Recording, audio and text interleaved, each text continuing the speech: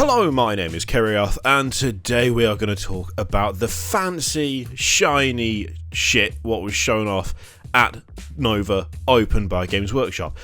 And I'll be honest, my gambit, my terrible plan did not work. See, last time there was a bunch of massive announcements. I think one of the biggest announcements we've had for quite some time was Sisters of Battle, and the day before Sisters of Battle were announced, I tweeted and said, are you all ready for them to announce Sisters of Battle tomorrow? And everyone got really excited and went, oh my god, Kiri, what do you know? What do you know? How do you know this? Please tell us how you know. And I was taking the piss because I assumed it wouldn't happen. I tried to do a repeat of that this time. I was like, if I say Emperor's Children, maybe we'll get Emperor's Children. But then we got that image, didn't we? We got that rogue trader thing, and I was like, oh, maybe if I say Agents of the Imperium, we'll get Agents of the Imperium. We didn't get either of those, so my my attempt at tempting fate again and having a repeat of the Sisters of Battle prediction, which was just me taking the piss and it turned out to be true, didn't work.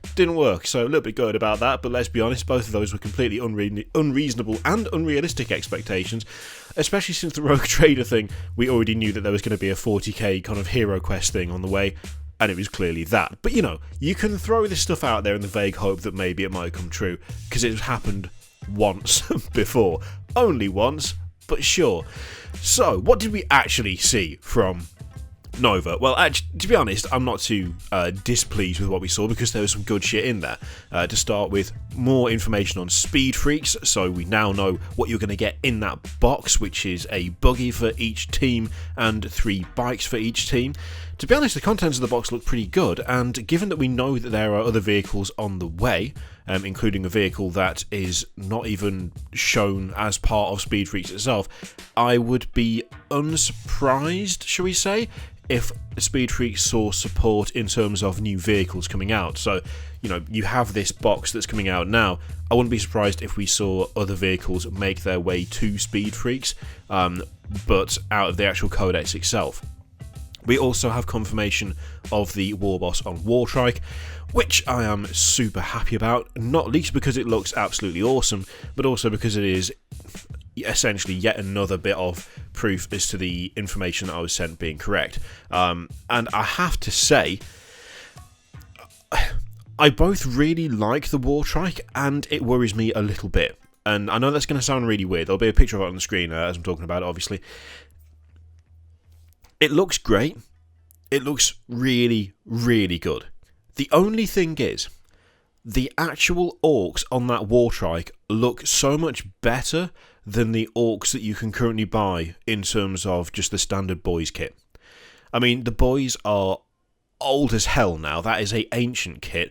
I mean, I was using that kit when I collected orcs in 3rd. So, it's getting on a bit. It needs a refresh, in my opinion. It doesn't look terrible, but the quality of the sculpts on the orcs, on the Wartrike, and indeed on the new vehicles as a whole, they are a step above your standard infantry. Now, I get that in terms of all armies, the HQs look a little bit more, they look a bit more fancy, they look a bit more detailed in some ways, they have a bit more going on. But my problem is that once it gets to a certain degree of separation, they go from looking like better versions of what you already have to looking like they don't fit with the things that we already have. And especially the boss on the Wartrike is getting dangerously close to looking like a different line of orc as opposed to the lineup that we currently have. In a way, it's really good because they look fantastic. They are genuinely some really, really nice sculpts. I love the detail on them. I love the way that they still have that hunched kind of look that orcs have, but it looks a lot more. It looks a lot more reasonable and a lot less cartoonish somehow, on the Wartrike especially. But it does mean that there is that slight degree of separation from your standard line infantry, and that's something that I'm not a big fan of. So I'm kind of hoping that we'll see updates. Whether we do or not, I don't know. There's been a few people have actually been to the event and have kind of reported on stuff they've seen. Someone has said that it's not just going to be Speed Freaks that is going to be kind of introducing new models. There will be stuff that is not Speed Freaks based, but then again, that could be the vehicles that we have not yet seen, which don't appear to be in the Speed Freaks box. Some people have taken that to mean maybe new Gazgul, but again, don't really know. It could just be referring to things that we haven't seen in Speed Freaks, but are going to be in the Codex, so the Wartrike and the other vehicles that are supposed to be coming as well. On the whole, I really like the direction that the Orks are going now. They look really, really good. The War Boss on Wartrike is going to give you the ability to have a fully, vehicle-based Ork army, which is absolutely spot on. That's exactly what I want to see. Like, a full-on Speed Freaks army, go for it. That's quality. But it is highlighting to me that certain aspects of the Ork range, although they're okay, could do with a refresh to stay up to date with the newer stuff. But yeah, I'm loving the Wartrike. I think it looks great. Also, I'm kind of looking at it and thinking you could probably convert that quite heavily with a couple of other kits, with some different wheels, with a few bits here and there. You could probably do whatever you like with that thing, which I quite like. I think that's a nice thing to have. A bit of customization is never bad, especially for Orks. There was also Dakka Dakka Dakka. That was confirmed, although there was an addition to that wasn't in the thing that I was sent. So Dakka Dakka Dakka, each time you roll an unmodified hit roll of 6 for an attack with a ranged weapon made by a model in this unit, that hit roll succeeds regardless of any modifiers. So if you're getting slammed with minuses to hit and it ends up being like a 7+ to hit, if you roll a 6, you still hit regardless, which to be honest, I quite like. It feels a little strange, but I quite like it. In addition, immediately make an additional hit roll against the same target using the same weapon. These additional hit rolls cannot themselves generate any further hit rolls when firing a weapon with randomly determined characteristics. So, e.g. a bubble chucker, which I'll be honest, I don't know what that does. Any additional hit rolls use the same characteristics as the hit roll that generated the additional hit roll. This ability does not affect weapons that automatically hit their target. So, Dakka Dakka Dakka does seem to be army-wide, as was leaked to me, and there's also a little bit extra in there as well, which I quite like. We also have, finally, a little bit of bloody news on this Canis Rex, Sir Hector. It's actually coming out, finally. I mean, only how long has the Imperial Knight Codex been out now? I don't know why this thing has taken so long to be released. I don't know what the hold-up's been. Someone sent me a message a few days ago saying that they'd actually spoken to customer service, basically saying, hey, where the hell is this model? And they went, They didn't know whether it was going to be an upgrade sprue or a model of its own, which I found to be an interesting bit of information, because they say on the Warhammer community site that Sir Hector will be available in a brand new box that features parts for every single Questorius class Knight, alongside new weapons for the Knight Preceptor and components that let you build detailed interior cockpits and signs for your household. What's more, it will cost no more than the Knight Gallant set. Essentially, we've thrown in an extra awesome frame for free. So I like the fact that they've done that, and the fact it's not going to cost any extra is pretty damn good. It is a bit weird that it's taken this long, and I'm wondering whether some of that is down to maybe some internal debate as to how to release this thing, whether to release it as a character, whether to release it as an upgrade sprue, whether the price needs to remain the same. In a way, it doesn't matter, because it's coming out now, and it comes with extra weapons options, and it's no more than it would be if it was any other Knight, so it's good, but it is a bit baffling that it's taken this long. There's also House Griffith transfer sheets being reprinted. If you want that, then go for it. My Knight is not even remotely any of the houses that have been put out by Games Workshop. You'll be shocked to learn. So it doesn't really bother me. But if you are one of those people who started a House Griffith house and then was just like, where the fuck are the transfers, you actually can get some more now, which is nice. There's also going to be a command roster for Kill Team, so that is going to be alongside the combat roster and the War Scroll Builder. Combat roster I haven't checked out for some time, actually. I don't know whether it's got any better or not, but it was not great the last time I looked at it. In fact, it was kind of useless, so just have to see what that's like, I suppose. We do have more Sisters of Battle stuff. I outright complained in the video talking about what we might see or what we'd like to see from Nova, about the fact that we'd only seen weapons. I couldn't think of the word that I wanted to say there. And we now have heads. which it was slowly were building a full model. I know there's already been a preview of a full model, but I'm kind of in two minds for these. They are obviously not the finished deal. They're kind of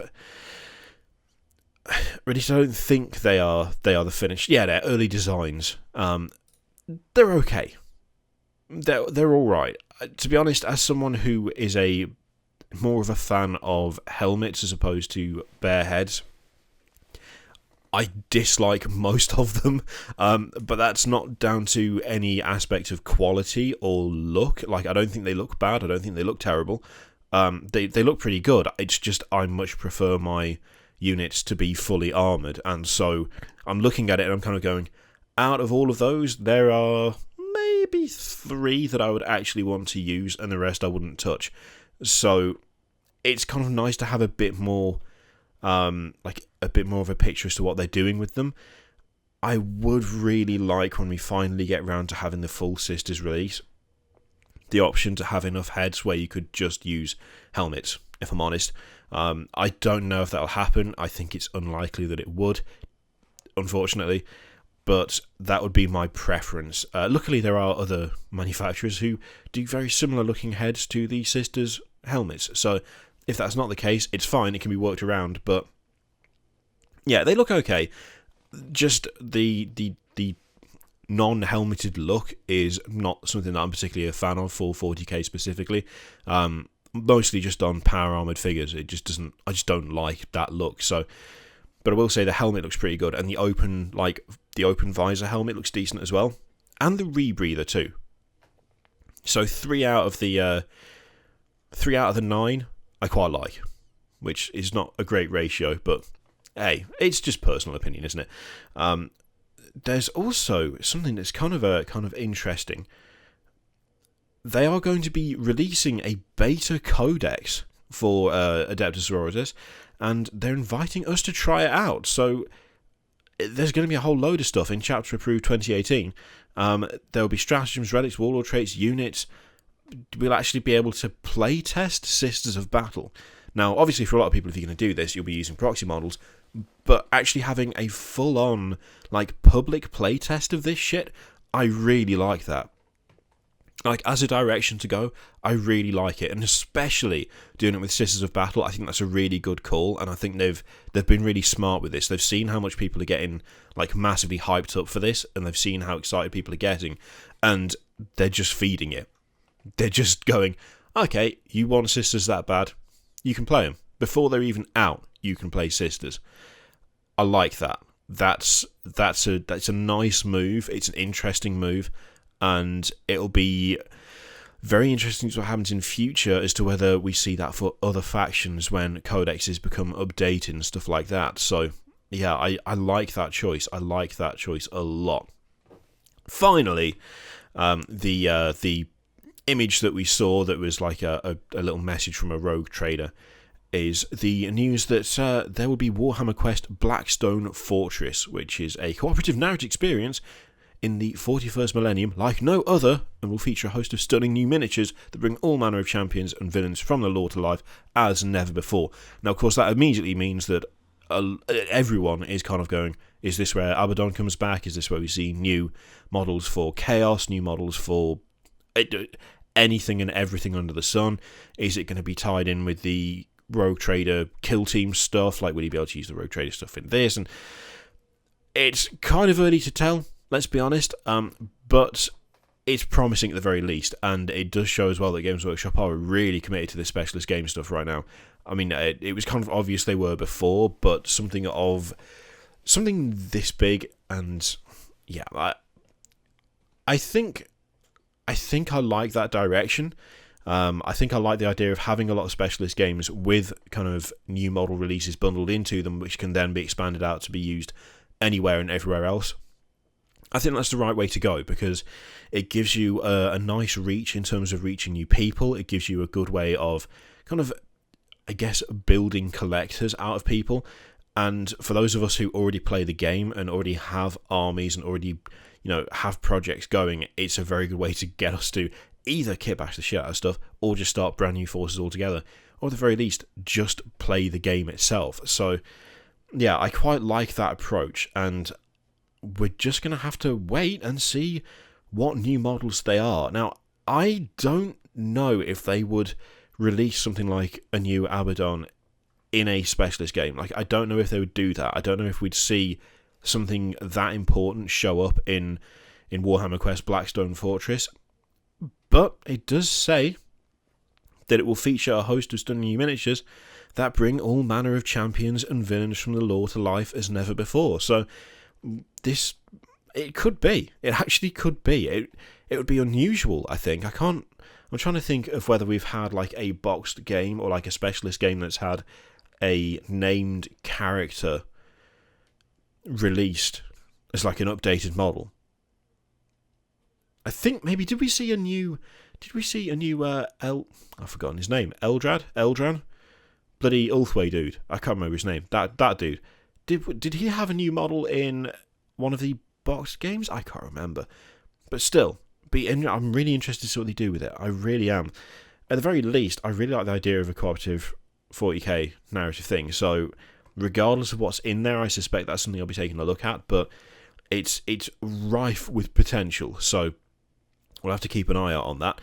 The rest of the stuff, there's some stuff for Lord of the Rings. There's a bit of stuff for Realm of Chaos, Wrath, and Rapture, which reportedly will involve Khorne and Slaanesh demons for Age of Sigmar, which will of course be playable in 40k because that's how demons work now. There's expansions to Warhammer Underworld's Shadespire and a comics coming back as well. It's been pretty good. There's been some nice stuff in there. There's been some decent announcements, and there's quite a lot of things in there that I'm really curious to see what they do with in the future. So I might not have made the unrealistic predictions come true, but we've actually got some cool stuff anyway, so I'm happy. So what do you reckon of all this stuff? What are you most looking forward to out of the stuff that was announced at Nova? What do you reckon of the beta codex for Sisters of Battle as well? I'd be interested to hear what your thoughts are on that, because I feel like that's quite a bold move in a way. So yeah, let me know what you think in the comments down below. In the meantime, thank you very much for watching. Feel free to click any of the shit on the screen, videos, page, subscribe, all that shit. Click it if you like, don't click if you don't want to, and I will see you for the next one. Toodaloo.